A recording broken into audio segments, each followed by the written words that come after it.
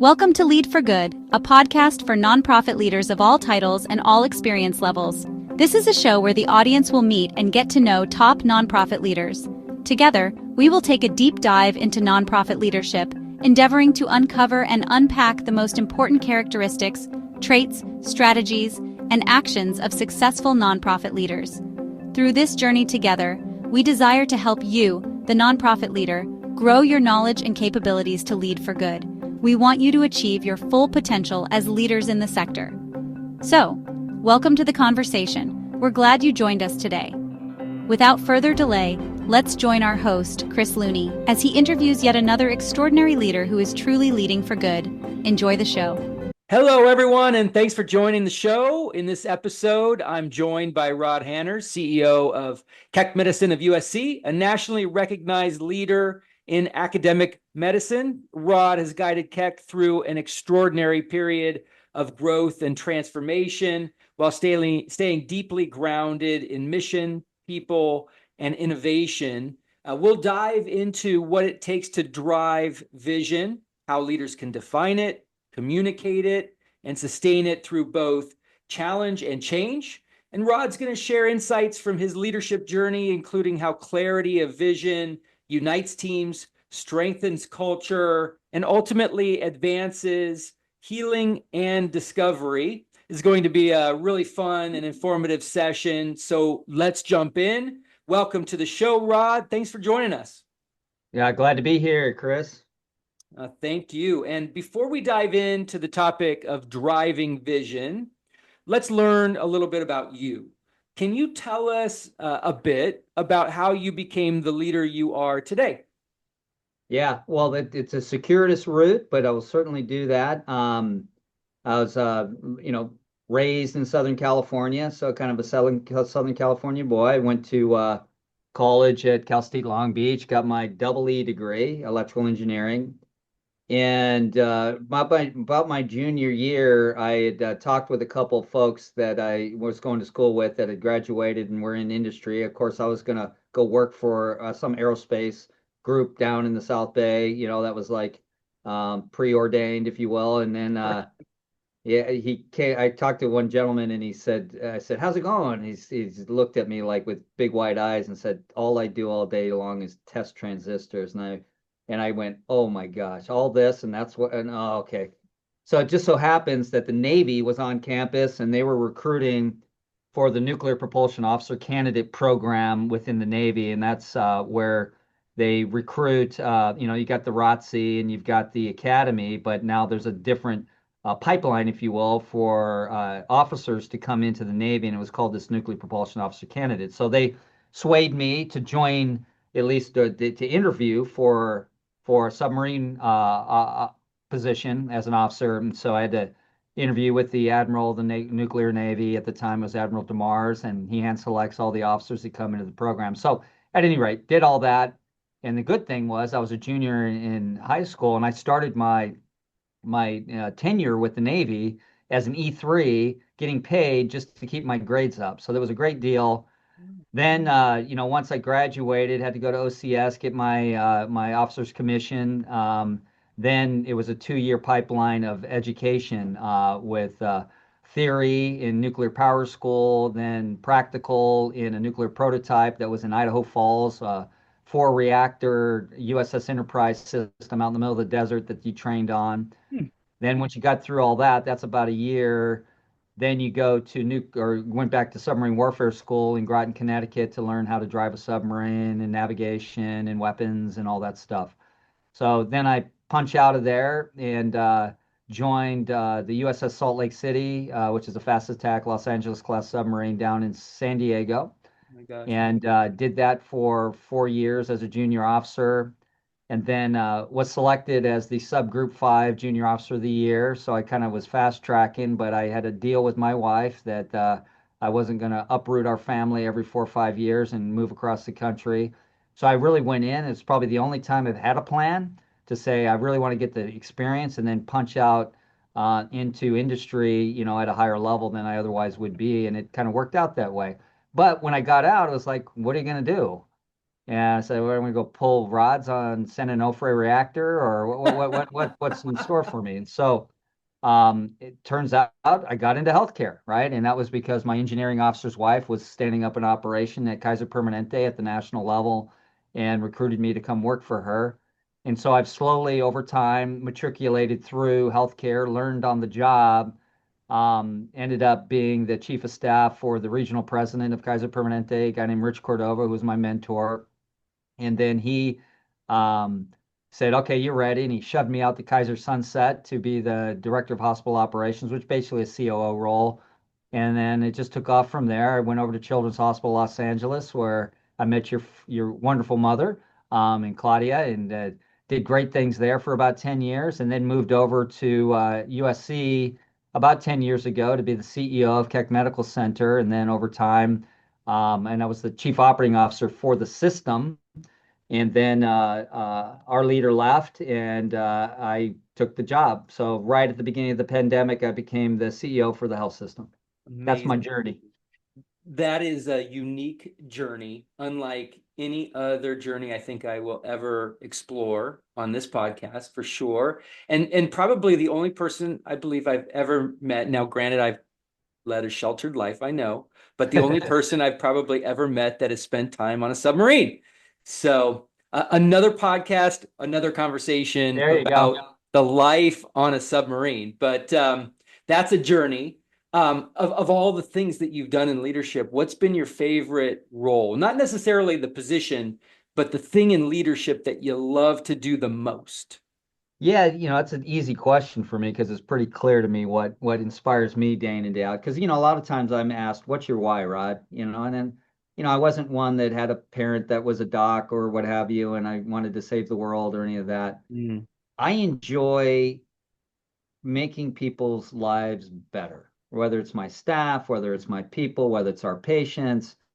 I get joy out of that. And so for me, what I enjoy doing, where I spend a lot of my time, because I think it starts with me, is establishing a culture that is grounded on key values that we need to work. I tell people all the time, the work's the work, right? Nobody, we get a little stressed here and there because of the work, but it's the people side that can bring you down or bring you up. And to me, the people side is where I put a lot of my energy in. We've got a lot of things that we've done at Keck Medicine around that. So that's what I get joy out of. Always have.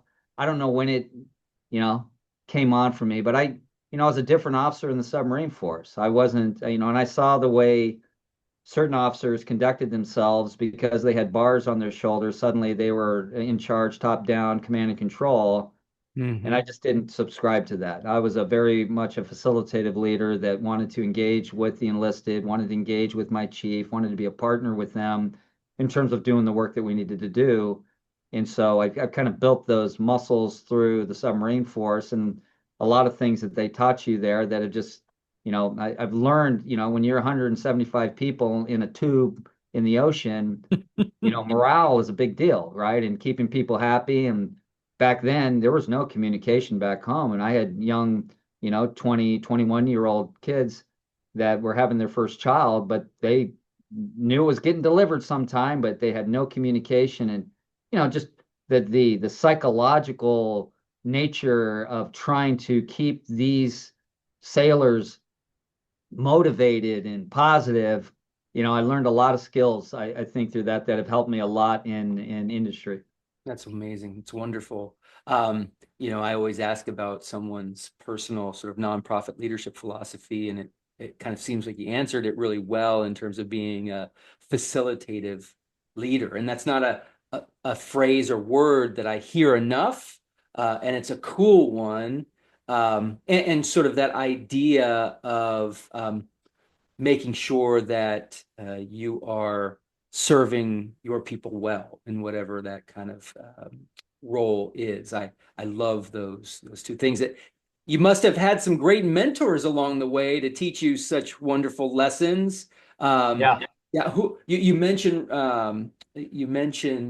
Cordova, which is a special one for me as well because my mom had the opportunity to work with Rich for so many years at Children's Hospital. But I'd love to Yeah, kind of hear a little bit more about what these mentors were able sure.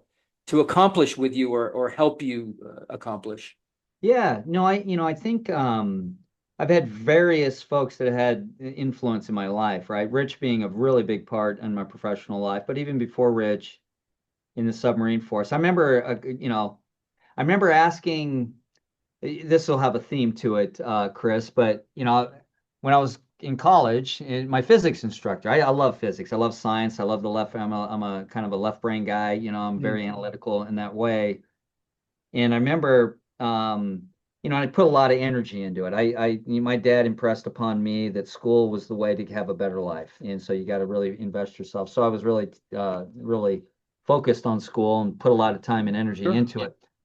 And I had this physics instructor, and he gave me this metaphor that said, okay, it's like a hurdler, somebody that sprints in hurdles. And he kind of put his fingers up like a hurdle, and he says, you just want to get over the bar. Okay. Because if you're going 5 feet over the bar, you're wasting energy and Huh. you don't have enough time to tend to the other things. You're overemphasizing the hurdle. And I'd like, oh, that's brilliant. Right. Then in my submarine days, something that's along those themes too that kind of stuck with me is I asked the captain, I said, Captain, how do you know everything? Because submarines are complex Oh my things. You got gosh, a I can't nuclear even power plant, you got all the.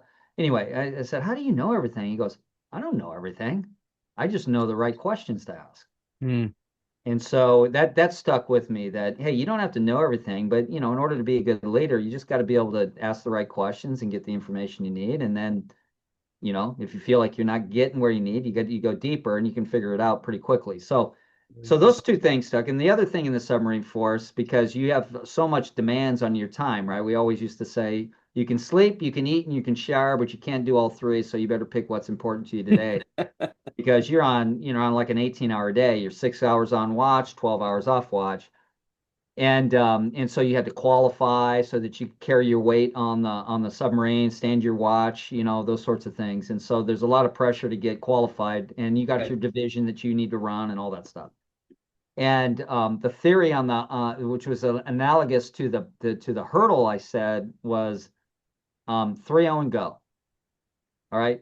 You don't need to be feel 4-0 and everything because if you try to be 4-0 and understand everything to the 100th percentile, you're not going to get enough. You're not going to get the other stuff done. So it's 3-0 and go. Get enough knowledge on something and move on. And the last thing I'll mention in that regard was my captain also said, okay, here's how it works. I need you to know everything about something and something about everything. Okay. So it means your area of responsibility, I want you to know that cold, but the other divisions within the submarine and all that, you have to have enough knowledge to know, but don't have to be super deep. So anyhow, those are things that kind of Yeah. have stuck Yeah. with me over time, Chris, that have kind of influenced my thinking on how to approach things. And when I see a leader making everything super perfect and they're spending 12 hours a day trying to make perfect, I kind of use the 3-0 and go, and I use the hurdles to say, hey, you're way over the hurdle. You're putting way too much energy into this because other things are getting starved as a result. Yeah. So good. Thank you for sharing that important lesson with all of us. I'm sure there's a lot more that will come out through the conversation. So let's jump into it. With each of our conversations, we focus on a key element of nonprofit leadership. And for this conversation, Rod, we're exploring what it takes to drive vision. So let's go through some questions that I think will kind of get at that. And it starts with kind of setting the foundation. And how do you personally define vision in leadership, especially in a complex organization like Keck Medicine? Well, I think the standard right out there, mission, vision, values, right? So I think the way that we think about vision is a little bit more short term. You've got your mission that should not change very often, but your vision shifts with the market, shifts with the conditions, shifts with your strategy, shifts with so many different variables in that equation, right? And so I think it's important to have a broad enough strategy to where it's not knee-jerk reaction all the time when this shifts, then we're shifting over this direction and that flavor of the month kind of concept that gets people confused on where we're really going.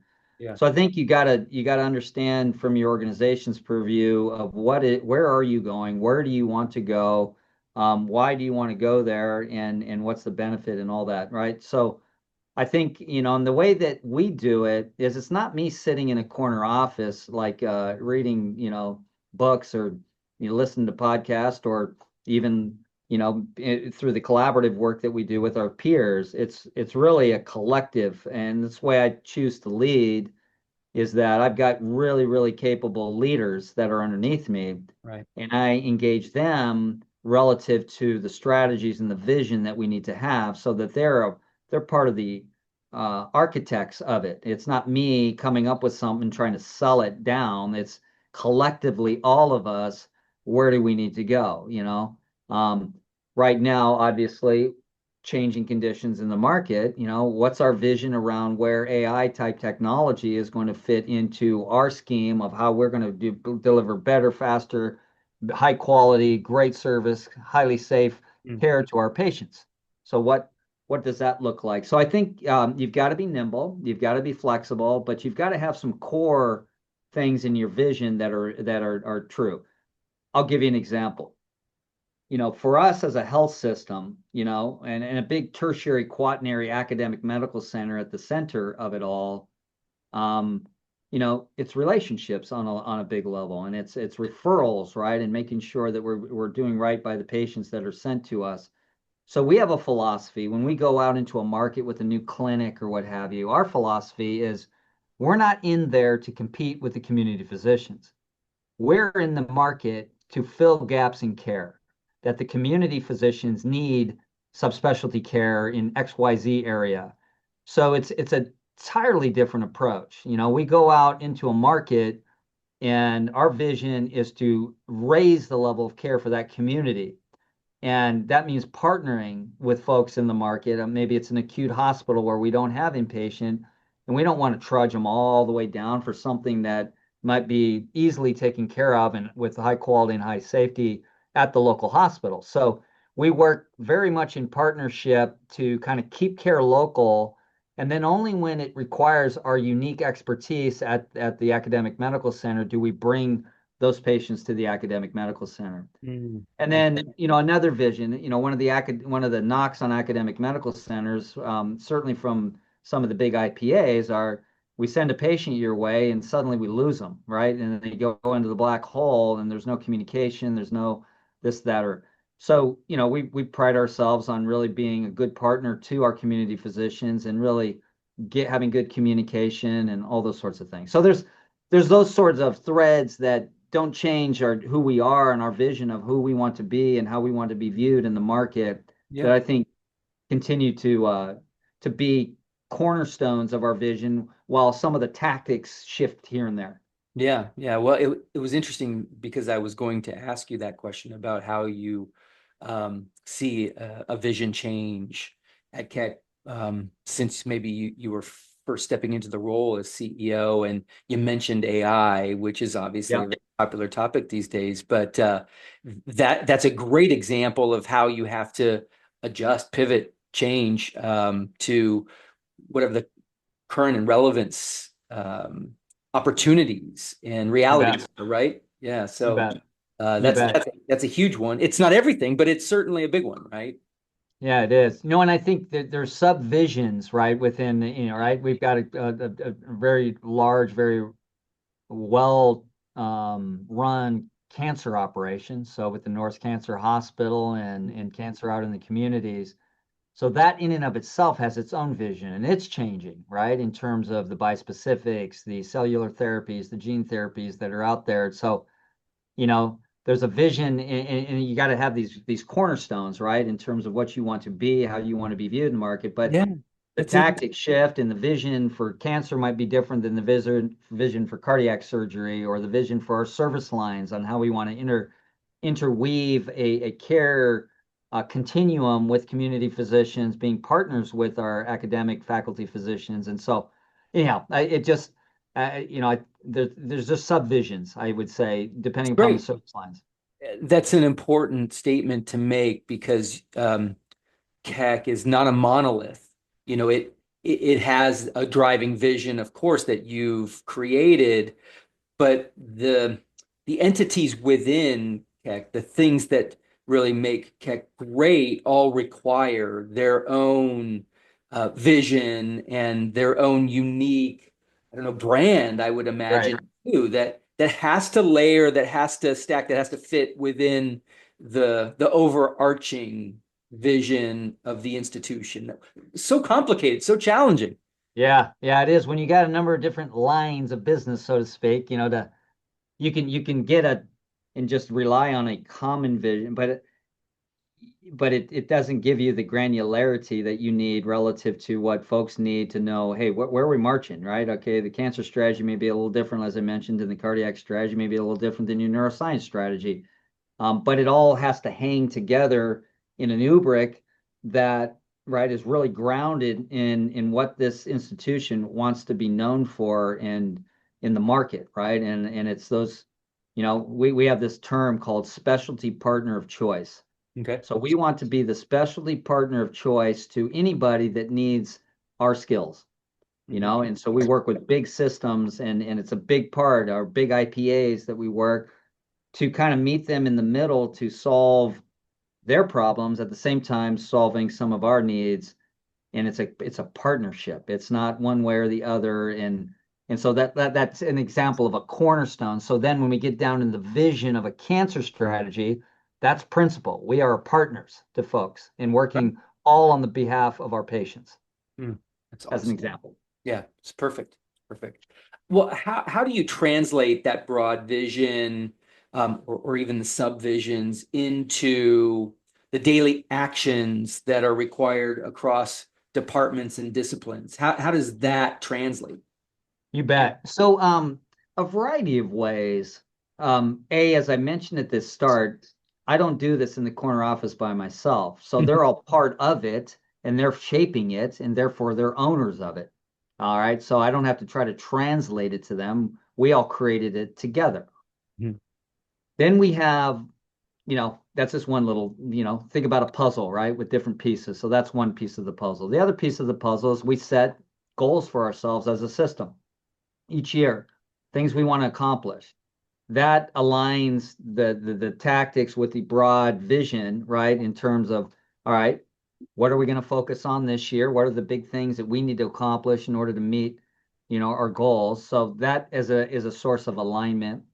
We have what's called a Keck operating system that we put in place, and that is where we take these broad goals at a system level or even at a hospital level at the C-suite level, and how do you cascade those down? And we have huddle boards at each unit, and they have the goals that they have. So we cascade, we call it a catch ball, Mm, where we set the system goals and then we work them down and have an iterative process so that when we're all said and done, the things that the ICU is focused on is tiered up to what we're trying to accomplish as a system so that everybody in the organization knows whether we're winning or losing. And because we have very specific goals, that they have control over, right? I can't say, add another clinic in XYZ market. That's not an ICU nurse's job, So, but within safety, quality, service, those sorts of things, those are line of sight for those folks, and it all tiers up to the performance of the institution. So mm, that's an alignment mechanism that has been very focused for us. And there's other elements to the Keck operating system I won't go into. So that's an alignment. One of the key things that you have to do in a system like ours, and it gets back to what you want to be known for, we are a doc-friendly environment. okay. I'm very bullish on this. It started with my time with Kaiser Permanente. We brought that into Children's Hospital Los Angeles and brought the same theory, which is it's not the ties against the white coats. We are one collective team, and we've kind of built ourselves that way where, the 17 chairs of the various clinical departments we have here are 100% aligned with what we're doing because we all acknowledge that we are together. It's us. It's not us versus them. It's a collective. And that's super important. So having the physician leadership also have the alignment of where we're going strategically, vision wise, is a huge important thing for our health system. We put a lot of time and energy into that. Yeah, yeah. Well, that barrier that you've broken down between the ties and the white coats is so important, so special. It sounds like you've figured out a great way to ensure that the leadership team and staff feel connected, feel a part of the purpose of Yep, Keck Medicine. And that's marvelous. That's obviously one of the hardest things to do. you bet. No, I think and it all surrounds, Chris, I don't want to jump any questions you might have later, but it all surrounds culture. At the end of the day, it's all about the culture you create and what do you expect out of folks. And I have like kind of three themes of culture. Whenever you're ready, I can go into those. I You don't know if you should go now. Yeah, so culture to me, when I was making the move from Children's Hospital Los Angeles to Keck Medical Center in USC, I said, what's my legacy? What do I want to be known for? And it kind of centers back to where we started this conversation. We've all have experiences in our professional careers. I've had a lot of experiences. And so in between jobs, I was like, there was a couple books that I read that really they resonated with my experiences, right? I think most management books are covering the same stuff. They're just reframing it over and over. But, Fair. so the first one was How Full is Your Bucket? And this is a book that was written by, I think it's Tom Clifton. And he was studying the positive sides of psychiatry. And in that book, they have a metaphor about a bucket and a dipper.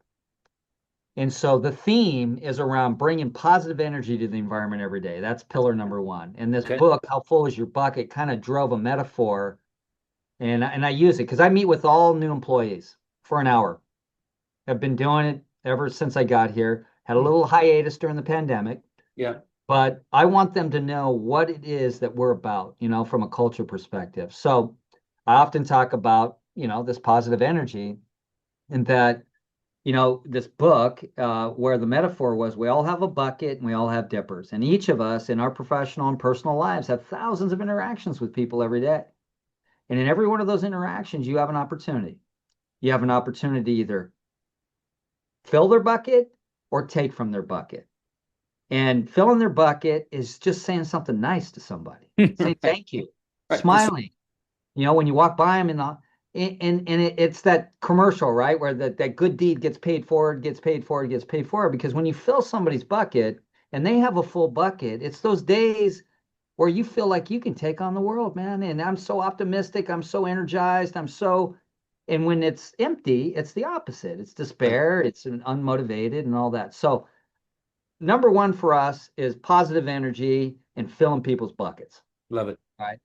Number two is collaboration and teamwork. Again, it's overplayed, but it gets back to the Ty Whitecoat comment I made, is that we are one whole team. And it's important to me, as a team that, you've got these different uh, dynamics, right? As a system, we're an operating system, so we've got a lot of corporate services and IT and HR and marketing and communications. And I don't like the us and them nature of what that potentially creates Sure. between the hospital leaders and the system leaders and hospital to hospital. So to me, collaboration and teamwork is something I emphasize a lot. And it gets back to the facilitative leadership. All right. If you're going to change something that a bedside nurse is doing or a rad tech or pick your poison, you better engage them in it.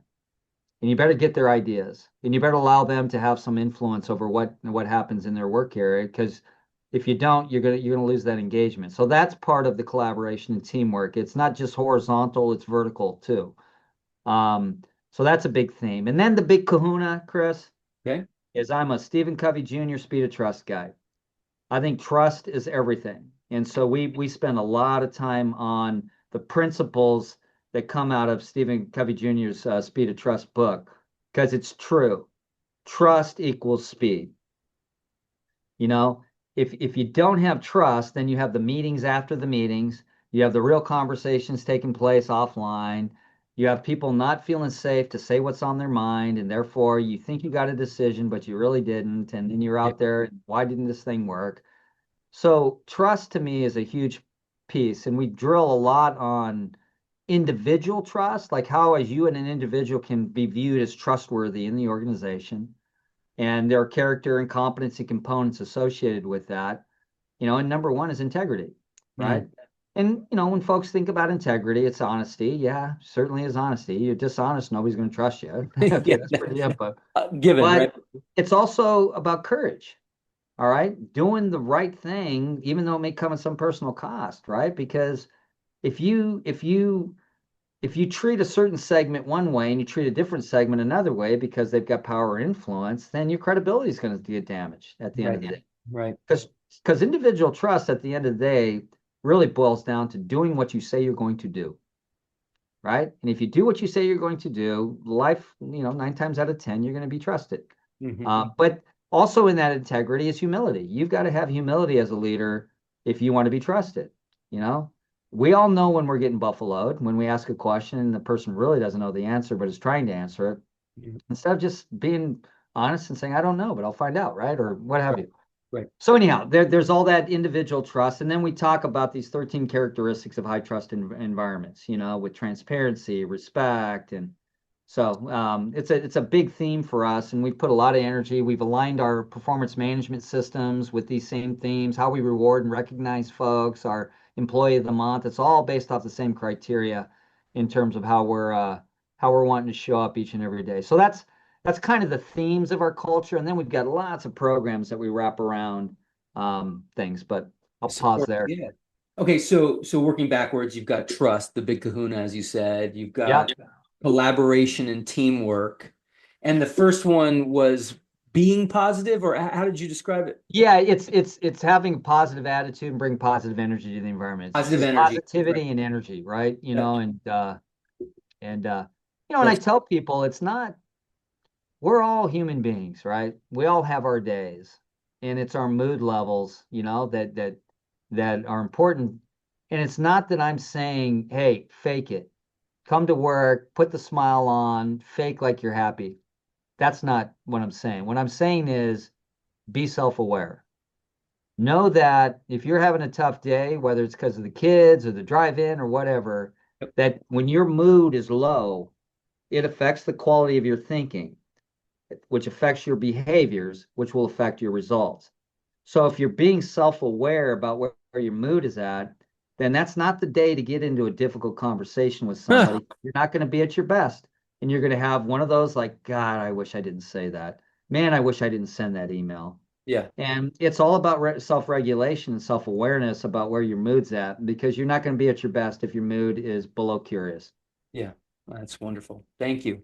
Well, let's move on to a little bit of communication. And in the field that you're in, it's so demanding. How do you keep your vision visible and relevant, especially with clinicians and administrators, the team? How does that happen? Yeah, a variety of ways. Now, we have different forums where we meet with the chairs, our department chairs, that I was referencing earlier, clinical chairs weekly. We put that in place right away so we can stay aligned. Yep, very good. Things are moving all the time, so we stay aligned. Open door policy on anything, right? There's Good. no, you know, and then just various meetings where we make sure that we're covering the right issues with with I'm a Noah's Ark kind of guy. I think the more people that know what we're doing and why we're doing it, the better off we're going to be. So I'm not an exclusive like, oh no, you can't come to this meeting. It's like, come ye, come all, because the more that understand what we're doing and why we're doing it, the better success I think we're going to have.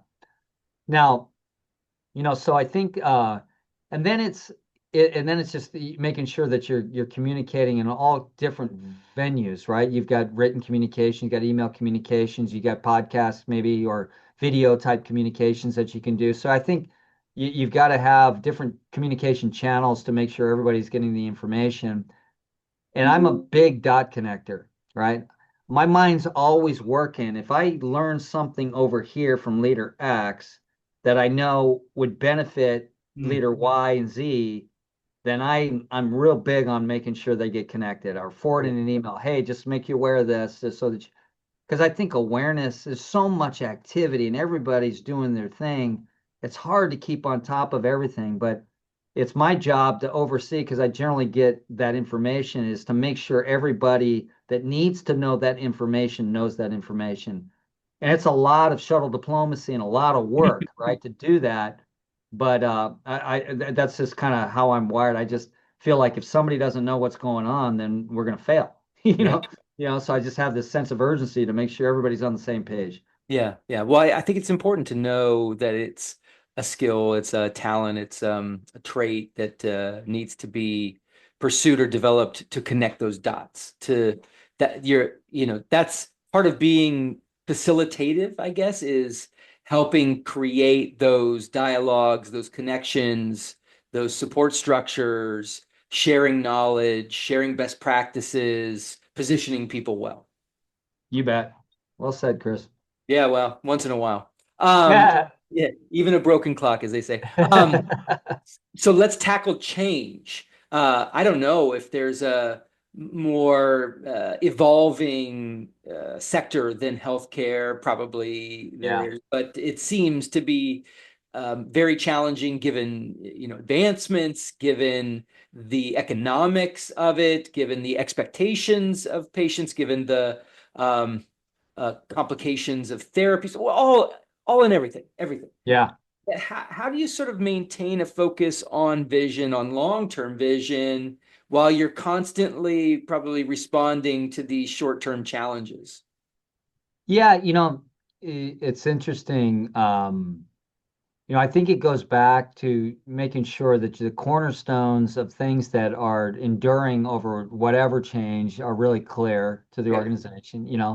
Having a kind and collaborative workforce, being a partner of choice, going in and solving problems for the community, not just going in there to rake a bunch of volume out of a particular community and upset the community for, all of that stuff, Right. regardless of what's coming, withstands the time.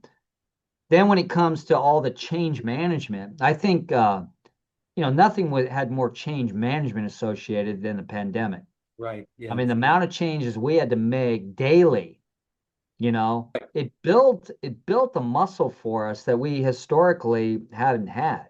And Interesting. so as we came out of the pandemic, with the amount of change management we had to do there, where it was daily, right? Okay, today's the policies X, tomorrow's the policy Y, which historically would have been very daunting for us, right? To say, okay, how do I get everybody on the same?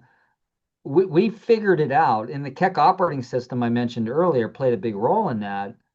But as we emerged out of the pandemic, one of the things we were very purposeful on is saying we are not going to lose the way that we're doing business today and our ability to be agile and to make change. We've got to keep that competency front and center and not lose that because Mhm. that is gold to us, right? And it's kind of played out that way. You know, I think it's also the tempo you have as an organization. We're a fast-paced tempo. Every one of my leaders, nobody's get along, go along. They're just keeping the trains running. We're building new track every day, and we've just got this get better philosophy. We're always looking to get better. Everything can get better. So we we challenge ourselves quite a bit with a lot of priorities and a lot of focus on and sometimes feel overwhelmed. And then I bring the whole administrative team in the boardroom, and okay, let's list out everything we're doing, and then we'll eliminate some things. Yep. All right, Yep. after an hour of that, nothing got eliminated. We probably added things because that's the type A people I'm surrounded by. So I said, Isn't okay, that well, isn't that awesome? You go in with the intention to eliminate some stuff, or that's the said purpose, and then inevitably things get added, and everyone's okay with it. exactly. And everybody's fine right after that. It's like, yeah, Yeah, at least we they had the just wanted to talk conversation. it Now out. let's just go get the work done. All right. Yeah, yeah, yeah. Because that's how we're wired. We're just wired that way to. So I don't think I think change has just become a part of who we are because of the industry we're in and all we faced over the last 5, 6 years. So I think And it's the leadership team that's just a change-oriented team because everything can get better.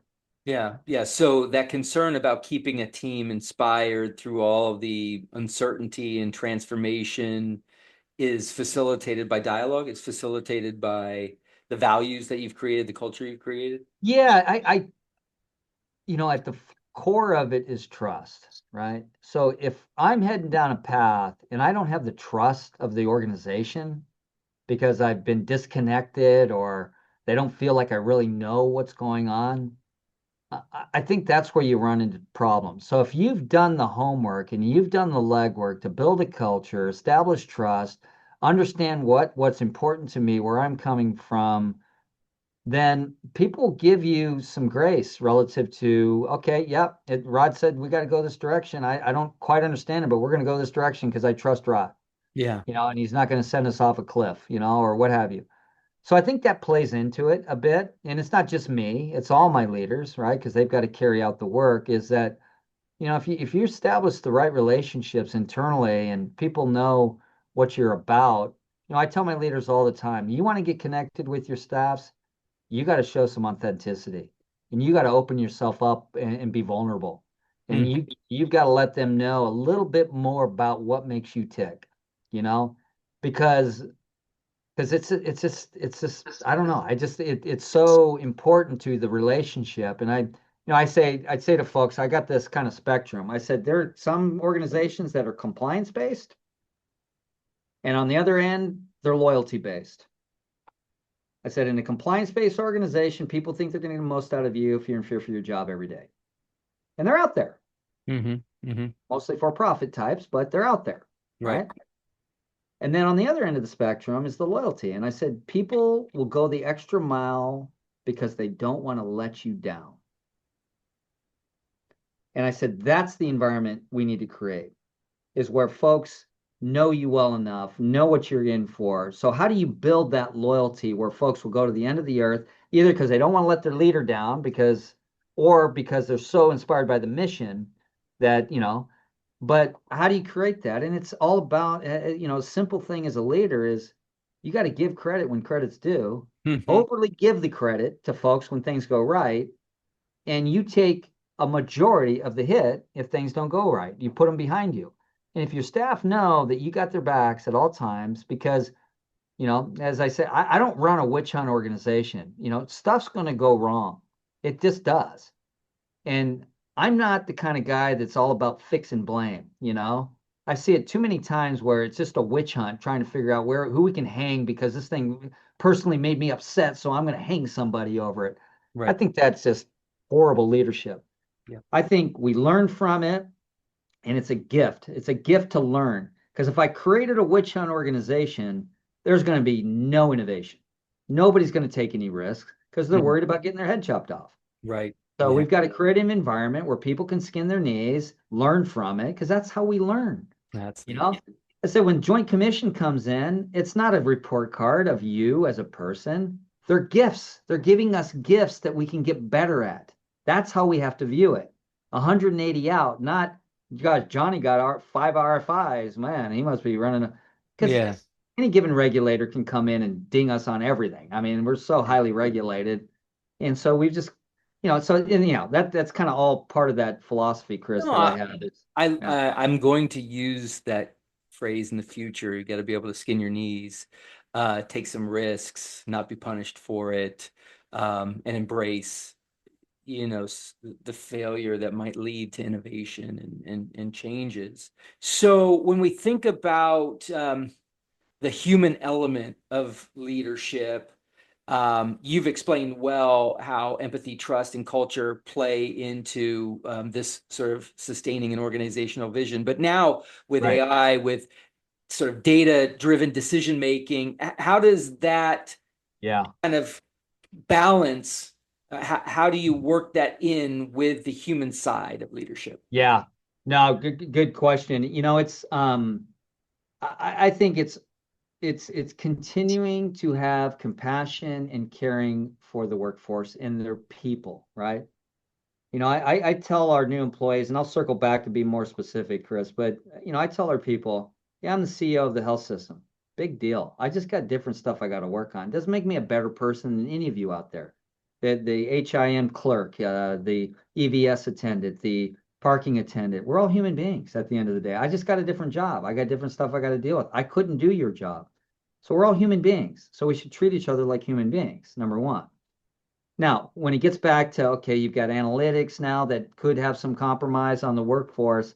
Yeah. Let me give you a specific example, less around maybe the analytics and data, but more up to your question. We had the unfortunate need to make a reduction in force, like so many in our industry, because of all that's coming down out of Washington and all these headwinds that we're experiencing. And the most important thing to me is to say, okay, how can you have a culture that's so people driven and yet have a reduction in force? How is that going to get viewed? And I was very adamant, as was my leadership team, that yes, we're going to have to take this step.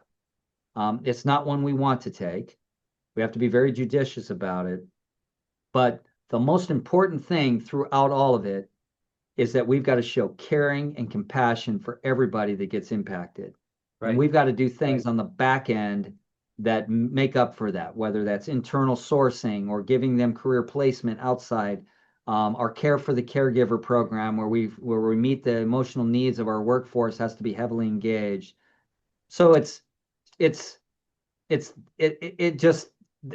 the human side of any decision you make that affects humans has to be there, and it has to be present, and it has to be upfront, and it has to be very deliberate and intentional, because otherwise, you get caught up in a leader once told me, the higher you get in the organization, you become less and less compassionate.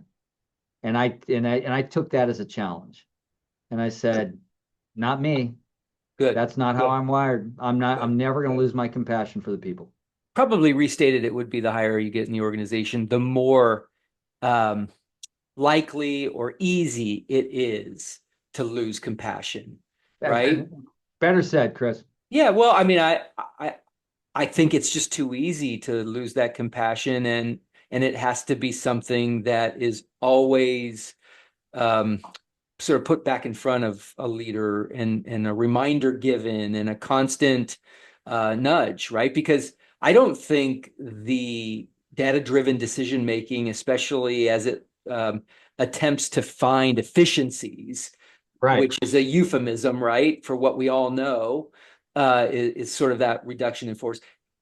That's going to constantly be a pressure on leaders to have compassion and look for opportunities to make the right kinds of decisions that are humane, that are thoughtful, I guess, and compassionate. Yep. No, well said. I think there's always, and if you have to go that route, and if that's one of the goals of some technology or AI that you're putting in place, then how you approach it is also important in terms of, do it through attrition, do it through what have you. Or so there's lots of different ways to approach that, but I think your point's well taken in terms of, you can live in both worlds and not compromise one for the other. Yeah. Well, on another podcast, we'll focus on how data is actually really transforming healthcare in positive outcomes ways, in delivering healthcare. And I'm always a little bit, unfortunately, stuck on this idea that data is creating more efficiencies and hurting sort of the job market, if you will. That's just, I think, a today topic thing. But the reality is, I do know that technology is helping improve the quality of life and treatments and outcomes for patients, and allowing your people to do a better job. So that's exciting. Yeah, no, and I think you're spot on that. And my close comment on that subject is that it's redefining the job, not losing the job. It's redefining the work so that you're working at a higher license level and letting some of the mundane stuff get handled by technology. And now you can operate at a higher level. Like if you're a data analyst right now, you're pulling in spreadsheets and all that legwork. I would rather your time be analyzing the data, not pulling the data together. Right. Because that's a higher use of your skill set that can give us answers instead of you spend all your time filling out spreadsheets and then you hand it over to us and like, okay, what am I supposed to do with this? Right. Right. That's right. Analyze it for me. Yep. Yeah. An encouraging comment, which I appreciate. I want to be encouraged by data and technology and everything. So, well, let's end with a question that provides you the opportunity to give advice. So the question is this: what advice would you give other nonprofit and healthcare leaders about defining and driving a vision that lasts? Yeah, I think I'm strong. I think your strategy, your vision, your mission cannot be accomplished unless you really define the culture and be purposeful and intentional on what culture it is that you need. And I say that there are lots of cultures, there are a lot of paradigms out there. It's not one or the other. I'm not judging, but with where I sit and what we need to do, there's a certain type of individual that will be successful in our operation because of our culture. And that, as I tell folks, that doesn't mean you're a bad person. It just says in our environment, you're going to struggle unless you have these traits that are not intellectual. They're in your heart. They're how you feel. And I boil it down for people to say, when I boil it all down at the end of the day, do you care about people? Because if you cared about the person that's across or on the Zoom with you or across the phone, then you're going to treat them differently than if you don't care about them. So if we all care about each other, then we're going to be respectful with each other. We're going to assume positive intent. So that is a centerpiece of our culture. Doesn't say it's got to be everybody's. Pick what that is for you, figure it out, and be intentional about it. Love it. Well said. Well said. And thank you, Rod, for sharing such extraordinary wisdom and expertise. Man, there's just so much to unpack and reflect on here. And I am confident that it will be a lasting legacy for the people that have listened to this and really absorbed it. So again, thank you. I wish these conversations could just continue, but it does mark the end of today's podcast. And I hope everyone out there has enjoyed the show. If you like it, subscribe. Also check out Mastering Fundraising and the Nonprofit Edge, two other podcasts that do the same thing. Interview an extraordinary leader and really drill into the areas and topics that they're really successful at. And I hope they're a help to all of you out there. But until next time, really want to wish all of you the best and encourage you all to do what you can for this world by leading for good. Thanks all. Thank you for joining us for this most recent episode of Lead for Good. Our passion is helping nonprofit leaders reach their full potential as leaders, and we sincerely hope this episode has been edifying for you. Please subscribe to this podcast to not miss any of our Lead for Good conversations. We welcome your feedback, suggestions, and comments via email at hello@fulcrumleader.com. Lead for Good is a production of Fulcrum Nonprofit Leadership.